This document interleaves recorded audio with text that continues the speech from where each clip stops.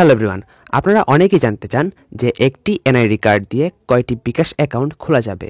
আপনারা অনেকেই মাঝে মাঝে এই প্রশ্ন করেন যে ভাই আমার তো একটি এনআইডি কার্ড রয়েছে এবং একটি স্মার্ট কার্ড রয়েছে, তো আমি কি এনআইডি কার্ড দিয়ে একটি অ্যাকাউন্ট এবং স্মার্ট কার্ড দিয়ে আরও একটি বিকাশ অ্যাকাউন্ট চালাতে পারবো কি না? তো সেই সব বিষয় নিয়ে কিন্তু আমরা এই ভিডিওতে আজকে আলোচনা করব।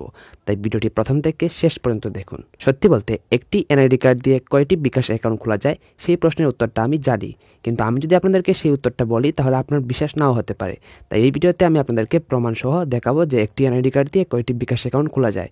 প্রমাণসহ দেখানোর জন্য আমরা বিকাশের সাথে লাইভ চ্যাট করব এবং তাদের একজন প্রতিনিধির কাছ থেকে আমরা জানবো যে একটি এনআইডি কার্ড দিয়ে কয়টি বিকাশ অ্যাকাউন্ট খোলা যায়। তো আমি বিকাশের সাথে লাইভ চ্যাট করার জন্য বিকাশের লাইভ চ্যাট স্ক্রিনে চলে আসলাম এবং এখান থেকে দেখতে পাচ্ছেন অনুগ্রহ করে আপনার পছন্দের ভাষা নির্বাচন করুন। আমি তাদের সাথে কোন ভাষায় কথা বলতে চাচ্ছি সেটা আমি দিয়ে দিলাম বাংলা ভাষা।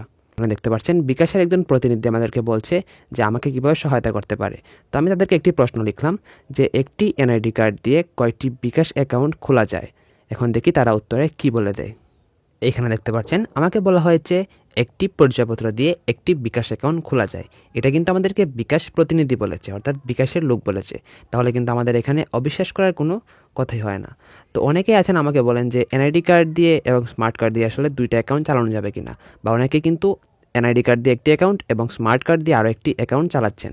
তো তাদেরকে উদ্দেশ্যে একটা কথাই বলবো যে আপনারা যেহেতু দুইটা অ্যাকাউন্ট চালাচ্ছেন তাহলে কিন্তু এটা আপনি সম্পূর্ণ বেআইনি, যেহেতু বিকাশের আইনে এটা রয়েছে যে আপনি একজন নাগরিক হিসেবে আপনার একটি বিকাশ অ্যাকাউন্ট থাকবে, সেক্ষেত্রে আপনি কিন্তু একজন নাগরিক হিসেবে দুইটা অ্যাকাউন্ট চালাচ্ছেন।